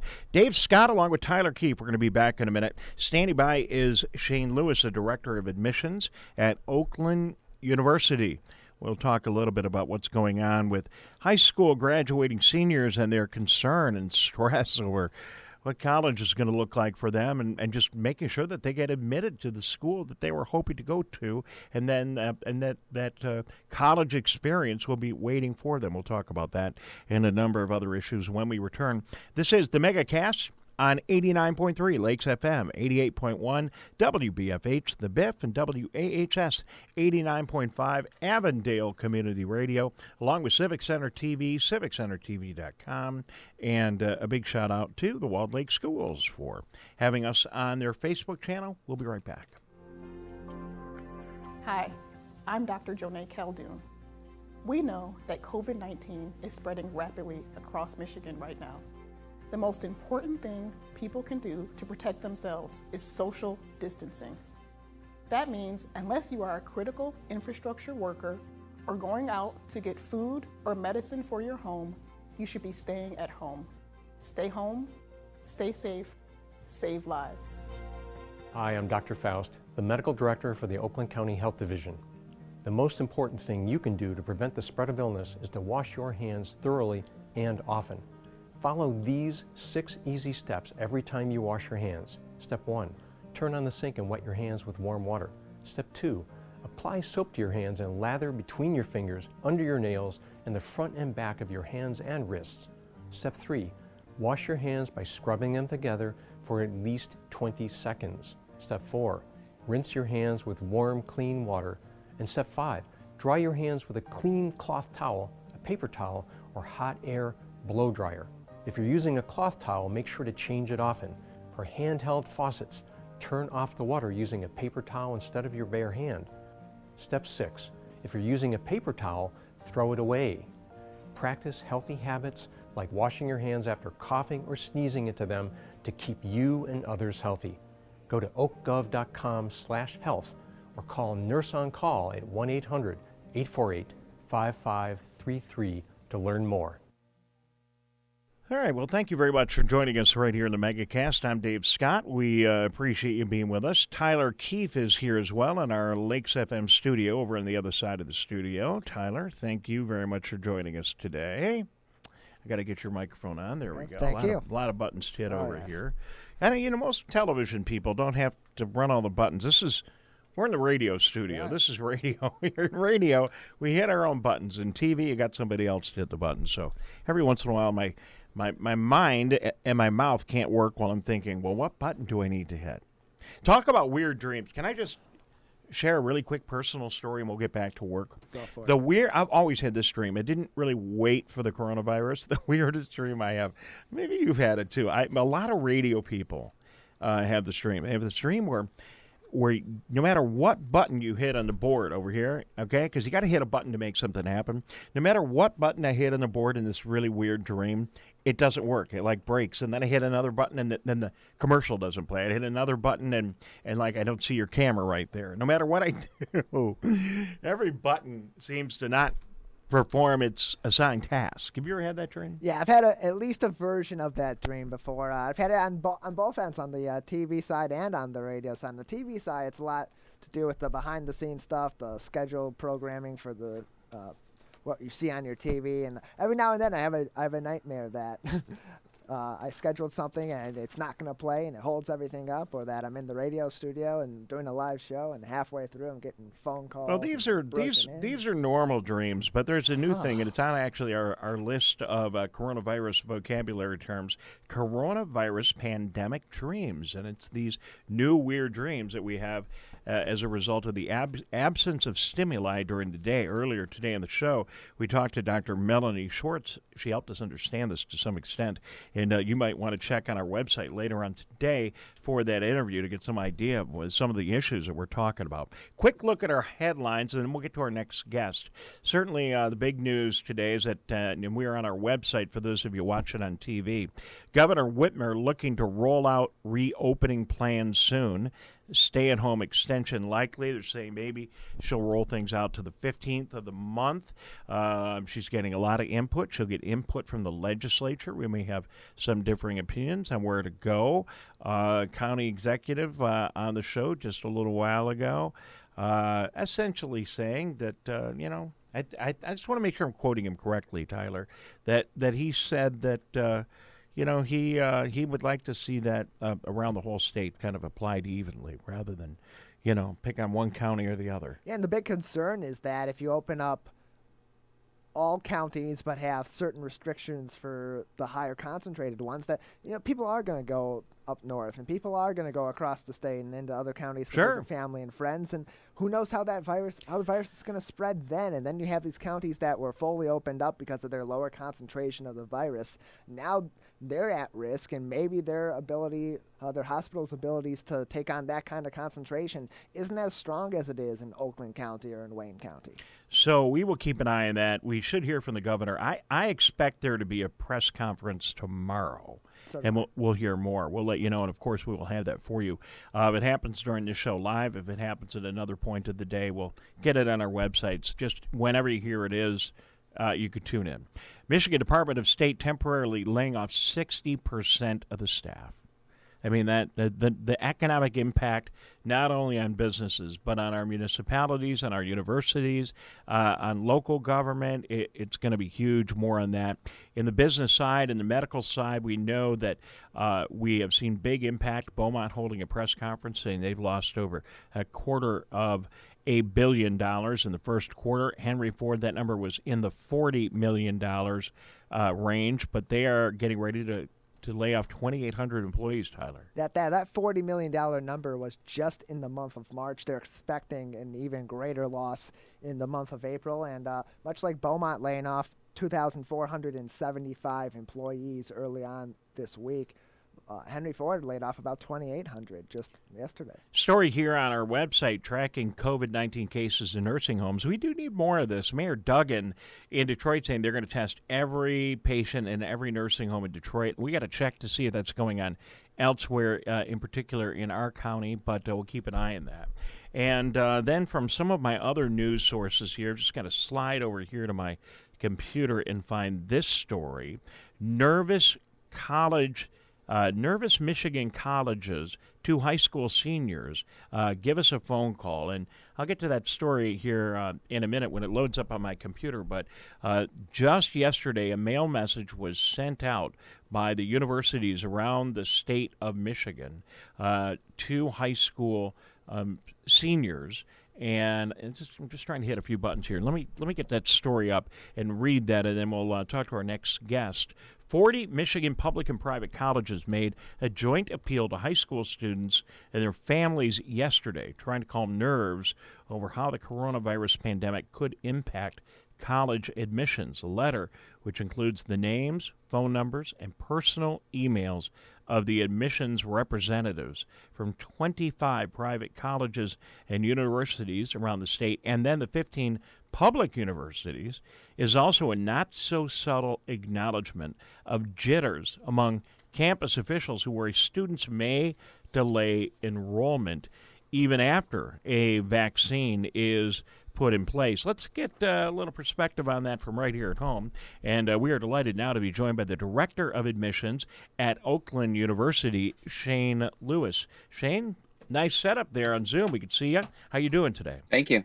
Good morning. I'm doing well. How are you? Good. So can you talk a little bit about that letter? I assume you are directly in the middle of what we were just talking about. Can you talk about that letter that was sent out? Absolutely. I think, we're working with a lot of students whose lives have been upended over the last couple of months and who are wondering both what we're doing to prepare, I think, for their eventual arrival on campus and what we're doing to support them between now and then. And we thought it was important to get that letter out to the communities to let them know that we're thinking about them, we're preparing for them, we're here for them, and we're making accommodations to try to support their eventual enrollment in school whenever they decide that makes the most sense for them. Shane Lewis, do you expect at Oakland University and to your peers, admission folks at universities around the state, expect that you're going to see smaller numbers in the fall? I think it's honestly a little too early to tell. As a country, I think we're still dealing with how long will these stay-at-home orders last? When will we feel comfortable being in spaces with larger groups of people again? So I do think it's a bit too early to tell. We are concerned that students are going to choose not to enroll, to perhaps take a gap year or even a gap semester. And we definitely will, honor that choice should students make that. But we, again, want them to know that we're prepared to have them still enroll this fall. And we're going to be making accommodations, to support the guidelines from the government, just to make sure that we're maintaining the safety of our community and our campus, our students, faculty, and staff. We have the hardest working producers in all of media working on this show, and they give me these wonderful notes here, and it says right under your name, Oakland University has gone test optional for admission criteria for this fall and is needed going forward. Can you explain exactly what that means, why you did it, and what that's all about? Absolutely. So we have decided to move to test optional admission both for the fall of 2020 and the fall of 2021. And there are really two different populations we're working with right now. So you have the high school seniors who are getting ready to graduate, who are either not able to take a test if they've never had the opportunity to take the ACT or SAT college entrance exams, or those who never had the opportunity to retest, to retake those exams because of the cancellation of them beginning in March through basically August of this year. And so in light of that information, we decided it was important to offer test optional admission for this fall, the incoming class of 2020. Additionally, for the high school juniors, the rising seniors who are getting ready to start their senior year this fall, typically in April, we'd have the statewide administration of the SAT in schools. Clearly that has been canceled as the in-person instruction in schools has now ended for the year. And that exam is not scheduled to take place until now fall, likely sometime in October. And so for that perspective, we want to remove a barrier to students, a concern that students have about when they're going to be able to hear back from colleges. If that exam is not administered until October, the earliest that we would receive test scores would be November or December, which means those students wouldn't be getting their admission decisions until much later into their senior year. And so by removing that barrier, that test requirement for us for the fall of 21, we're allowing students to still begin that college application process just as they would have any other year. Our application at Oakland launches every year on July 1st for the following fall. And so students are able to still apply on time, get their admission decisions in early September, and be able to have that full array of choices, those college choices out in front of them early enough in their senior year that they feel they have time to make those decisions and find which institution is the best fit for them. Very well explained. Shane Lewis, Director of Admissions at Oakland University. So does that mean you're going to weigh heavier on the other information that you have from students, the information you do have available, grades from high school and other typical things that would be on an admissions form going to school? Yes, we're going to rely heavily on the academic preparation of the students. So that would be as exhibited in their high school cumulative grade point average. And we have data at Oakland to suggest that grade point average is a good predictor of college success. And so we're simply going to use that information as well as the rigor of the coursework, whether that includes any honors work, advanced placement, or international baccalaureate coursework as well. He is Shane Lewis, the Director of Admissions at Oakland University. I'm Dave Scott in our Lakes FM studios. Tyler Keefe over there hard at work.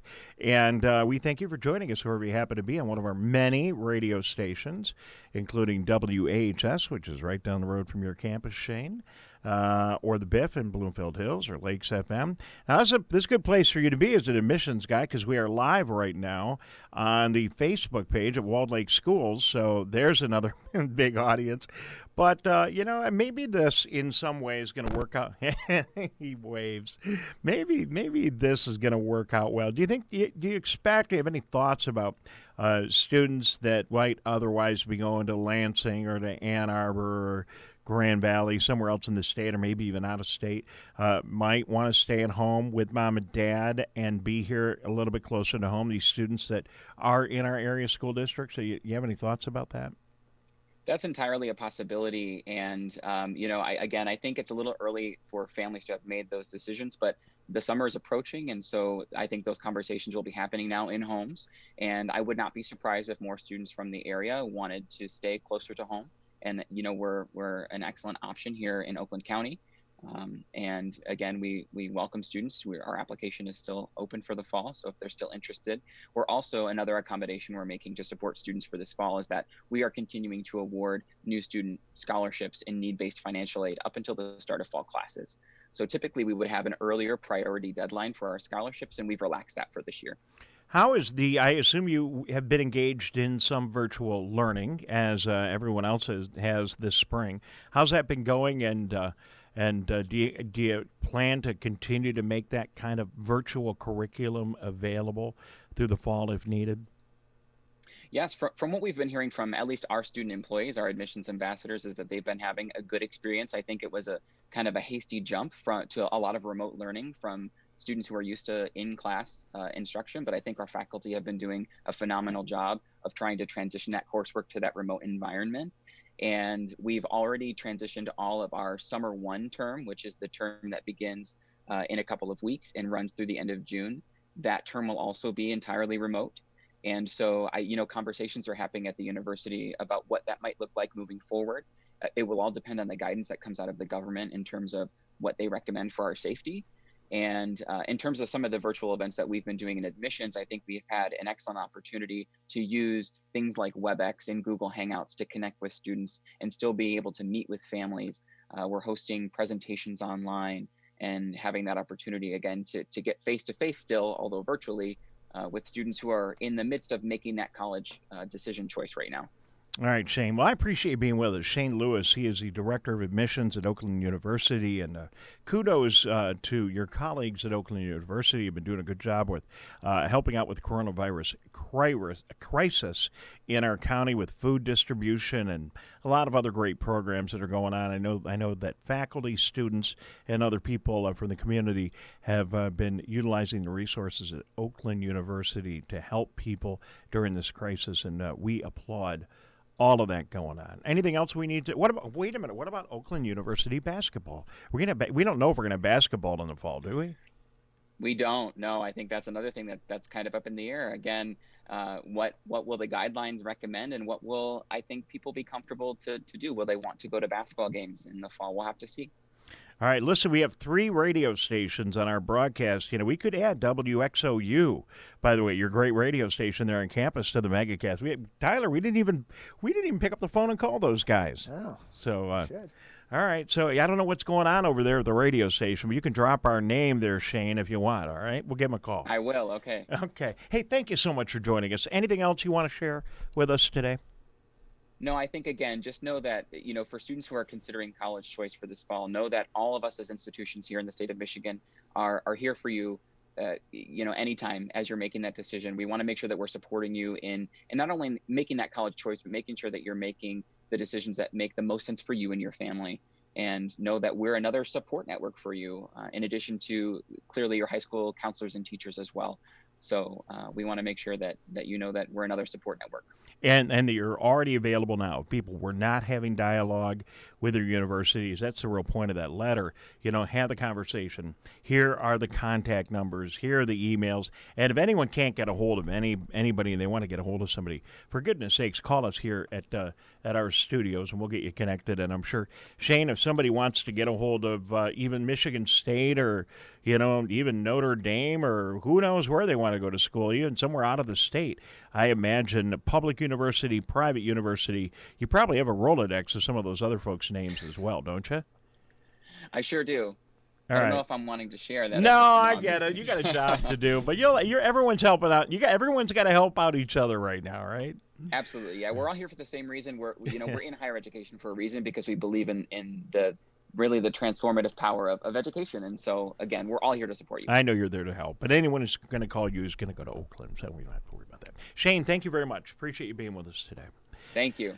Shane Lewis, the Director of Admissions at Oakland University. We'll take a quick break. We'll be right back. This is the Megacast. Coronavirus is deadly, but Michigan can fight back. Our front doors are the front lines of defense. Staying home is the best way to stop the spread, because just one infected person can give it to 40, who can give it to countless more. So call Grandma. Don't visit. Video chat. Don't meet up. And if you must go out for food or medicine, keep at least 6 feet from others. Stay home, stay safe, stop the spread. Technology like smartphones are wonderful devices to reduce social isolation in older adults. You can call grandchildren, phone friends, participate in fitness classes, and play games.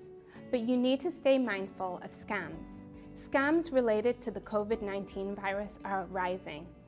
These include attempts to obtain personal information from seniors, including pitching unreliable products, advice, tests, and cures. You need to stay vigilant and be cautious. If you feel that you have been taken advantage of, it's okay for you to reach out to somebody you know and seek out advice, or even contact your medical provider. Thank you. Hi, I'm Oakland County Executive Dave Coulter. Our top priority remains slowing the spread of COVID-19 in our communities. Please stay home, and when you must go out to an essential business, take precautions like social distancing and washing your hands when you come home. Because of the pandemic, we are behind in our response rate in Michigan. While you are home, please take a few minutes to fill out the census. It is more important than ever that we receive money back from our federal government. The census is Oakland Together. Yeah, do your census. Tyler, have you done your census yet? I have. Yes, I did last weekend. Okay, good. I got mine done over the weekend as well. Do fill the census information out. It is very important. Dave Coulter, thank you for joining us. If you are tuning in just moments ago, thank you for joining us here in the Megacast. Dave Scott, Tyler Keefe, we thank you for joining us on great radio stations like Lakes FM, WBFH, The Biff, WAHS, 89.5, Avondale Community Radio. Thanks for watching on CivicCenterTV.com and Civic Center TV, Channel 15 in West Bloomfield, Channel 99 AT&T. That's 15 Comcast, Channel 99 AT&T. And thanks to Walled Lake Consolidated Schools for providing the Facebook channel today. So lots of very interesting guests stacked up earlier in the show. Ken Gutman from Walled Lake talking about some of the challenges school districts are facing right now economically and otherwise. Dr. Melanie Schwartz, a psychologist, checked in. We talked a little bit about these odd dreams many people are having. A physical therapist on the show talking about the challenges that you may be having. David Coulter, Oakland County Executive. Brenda Carter, our rep from the 29th District of Michigan, impacting a number of the communities, Pontiac, Auburn Hills, Keego Harbor, and others. And Shane Lewis just with us from Oakland University. So, Tyler, yesterday, the governor, another presser, as we call it in the biz, another press conference yesterday. And yesterday, I think some people were expecting the governor might give us some indication as to what was going to be happening with the stay-at-home order. Not so. But she did say that we're going to be extending it, just not any details. Yeah, she didn't give any specifics yesterday. We expected it on Monday. We expected it yesterday. She said more information will be out about Friday this week regarding that. But she did make a big announcement in passing in that press conference where she said she does believe we're likely going to need another short extension of the stay-at-home order. She did say that. Let's listen in on that comment. And if you're watching on Civic Center TV, you can actually see her from the press conference. I want to be clear. We will likely need another short-term extension of the stay home, stay safe order. When we do start to re-engage, it will have to be very thoughtful and precise, mitigating risk to all and mitigating the risk of a second wave. But we will start to re-engage. We will have a plan, and we will start to share that in more depth as we get closer to next week. Now let's analyze that comment. Very thoughtful, very precise, and she says we got to mitigate the next wave. Thoughtful, precise, mitigate the next wave. So I'm sure, Tyler, all over the state of Michigan, the landscapers, the boat folks, the golf course people, businesses in general are listening to those words, and they're trying to figure out, okay, let's see, what's that mean for our operation? Well, let's try and bust into that. What do you think she means when she says very precise. Does that mean that she's going to be able to isolate some things and open them back up? I mean, to me, precise means she's going to take some specific sectors and address them either by closing them or maybe by opening them. I think that is what's going to happen. I think that when she says that, she is referring back to what she's previously said, where it's going to happen. She would like this to happen in waves, and she would like to analyze what businesses are safely able to come back now that can implement procedures to make sure that they're coming back safely right away, who from those businesses should come back first. It's going to happen gradually, and I think that she is pinpointing, is this business versus that business something that needs to come back right away and can do so safely, or do they need more time to put together a plan, or for us as a state to put together plans with local county medical officials and health departments to determine how they can best come back safely. Yeah, I in all honesty, I don't think that they're going to be getting. I'm sure they'll get input from the counties, but I think it's going to be a matter of these little sectors, and I think she's going to have to address some of the sectors that have been problematic for her. And I think if she could have done this over again, maybe some of these sectors that really don't result in a whole lot of exposure, but have resulted in a whole lot of grief for her.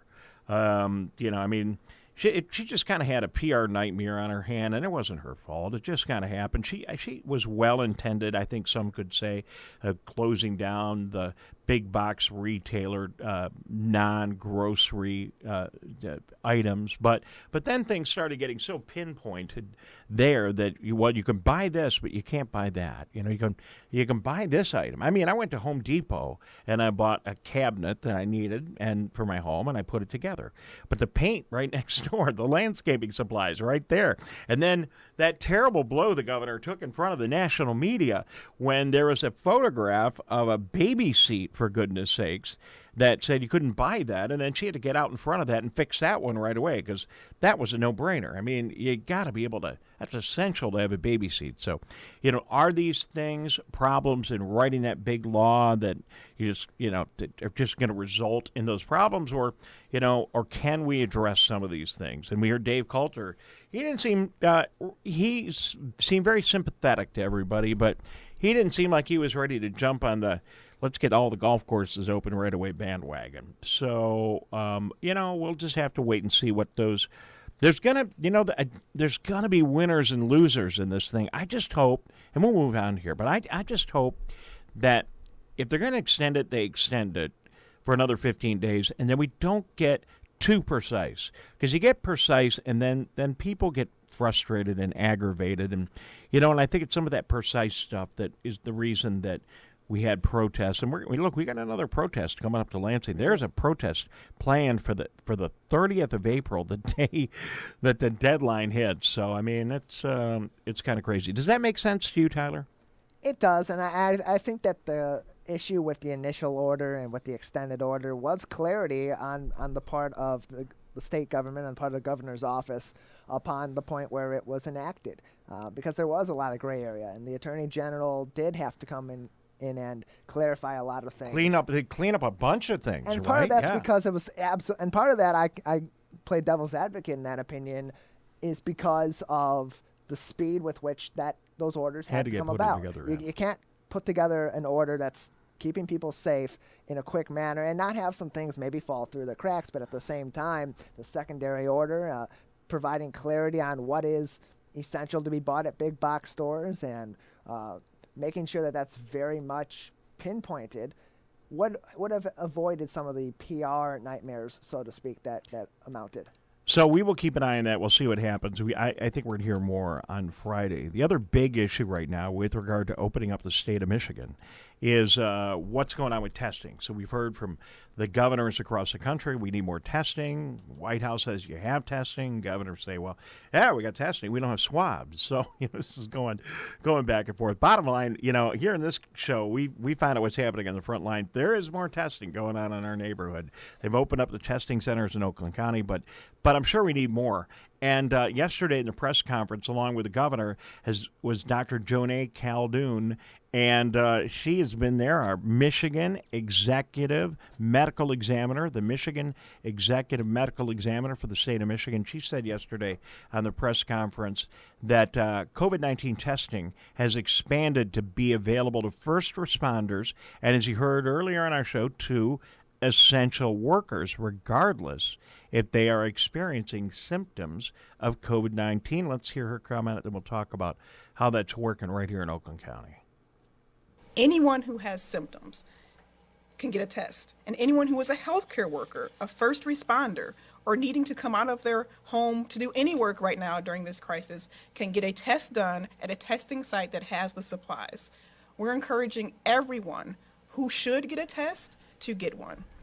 All right, she is the medical executive. Did I get that right? Yes. Medical examiner. That's like the when you pass away. Right. She's a medical executive of the state of Michigan. Sorry about that. So, but what she said, the substance of what she said, Tyler, is interesting, and that is that anyone who is a first responder or an essential worker, regardless of their health, can get a test. Anyone else experiencing symptoms can get a test. And that's played out in Oakland County with the new drive-through testing that we have. So if you're working in a grocery store, as Executive Coulter said earlier in the show today, if you're an essential worker, if you're, out there working on the roads, if you're a broadcaster, for goodness sakes, and in particular, if you're dealing with the public, if you're working at a 7-Eleven somewhere, why don't you go get tested? I think it'd be a good idea to get tested, and you can now. And all you got to do is call 800-848-5533. 800-848-5533. Run up to 1200 Telegraph, the county courthouse, and they'll get you tested. You set a schedule. You drive up. You don't have to go inside. It's drive-through testing, just like we heard was going on down at the state fairgrounds. And that is a huge additional capability that we have.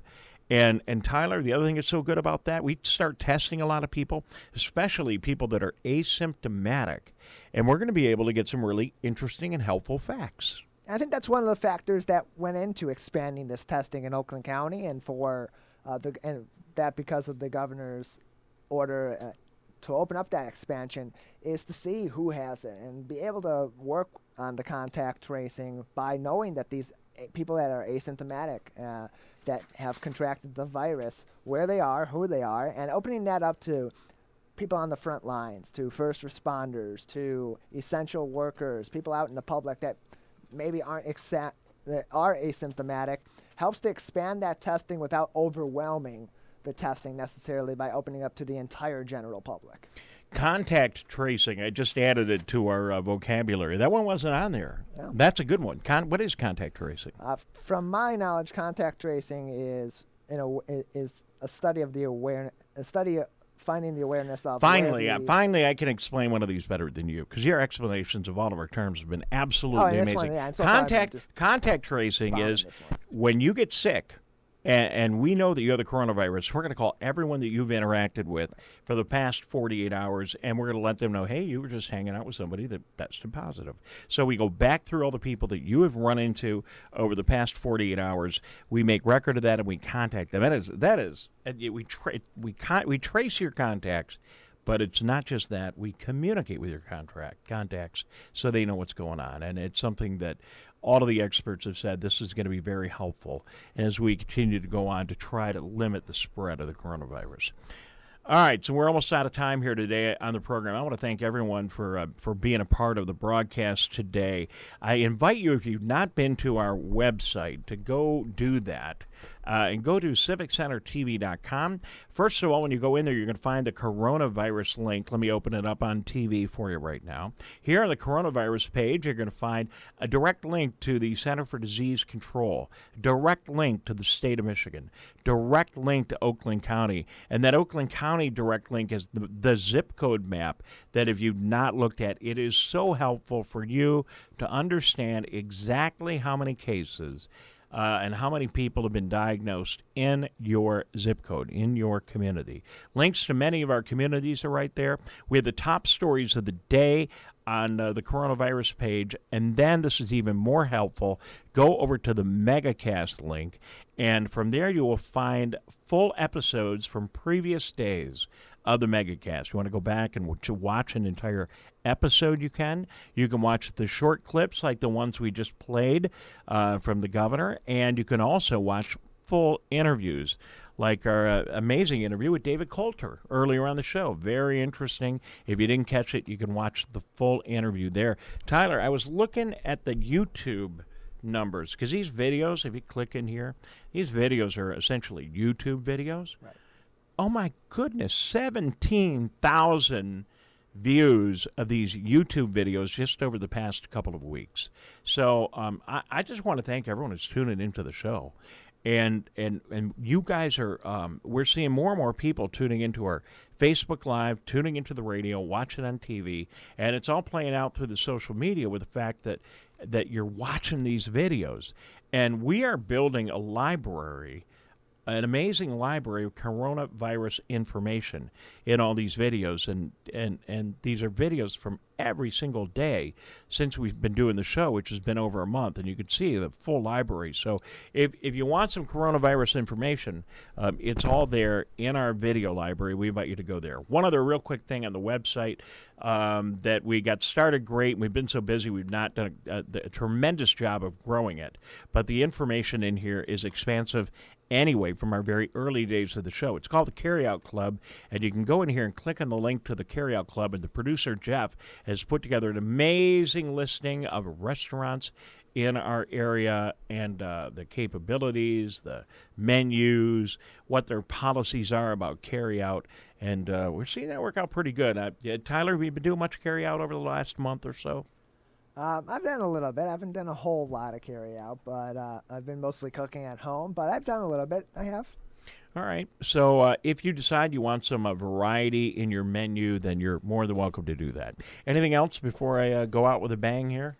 No, I think we've covered a lot of it. All right, so we know the biggest issue still is testing here in the state of Michigan, and that always opens the door for us to talk again about the limited number of swabs, which opens the door, unfortunately, for us to play our song. We barely have enough time. Song put together by Michelle Conselmo and Byron Conselmo, and yours truly, all about the swab issue, and it's called I'll Swab You, Babe. And it's called I'll Swab You, Babe. There we go.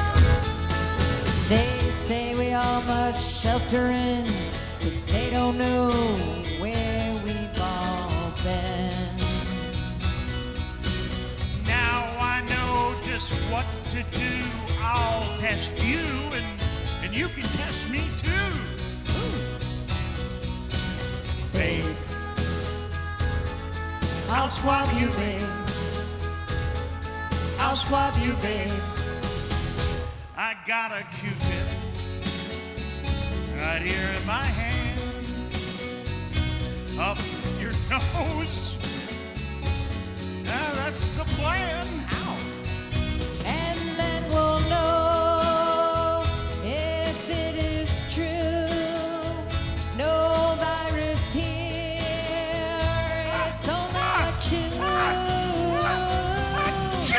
So put your little hand in mine. All we need is just a slice of lime. Well, we got corona, that is true. But just the beer, thank God, it's just the flu. Woo, we just got the flu, thank goodness. Babe, I'll swab you, babe. I'll swab you, babe. I'll swab you, babe. We have to do it in an abundance of caution. We've got to flatten the curve. We know it's going to get better. It's going to get better in West Bloomfield, Keego Harbor, Sylvan Lake, Orchard Lake, Oakland County, all across Michigan, all across America. We're not going to be worried about any coronavirus. We're going to be drinking Coronas this summer. It's going to be a great summer, and it's all going to be okay. Just stay cool. We're good. It's all right. It's fine. It is going to be a great summer, and it is hopefully going to be all right. Whatever happens, it's going to be all right. But I certainly hope we find some time to stop swabbing and testing and enjoy a Corona beer instead of the coronavirus. That is the thought behind that song. Thanks again to Michelle and Byron Conselmo for helping us put all that together. Thank you for tuning in to the broadcast today. Really good to have you with us. And thanks to all of our guests. We appreciate them taking time. A huge thank you to the Walled Lake Consolidated School District and Kenneth Gutman, the superintendent there. Thank you for allowing us to be on your Facebook page today. Greatly appreciated.